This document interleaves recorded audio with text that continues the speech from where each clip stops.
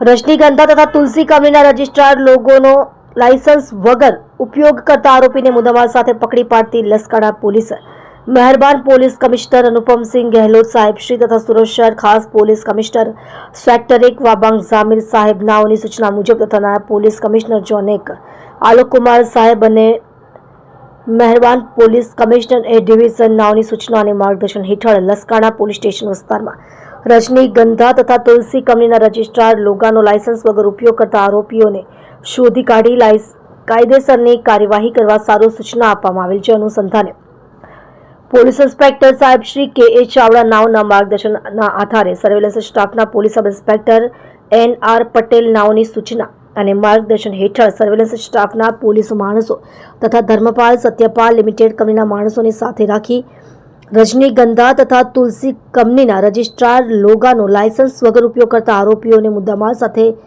પકડી પાડી આરોપીની વિરુદ્ધ કાયદેસરની કાર્યવાહી કરેલ છે।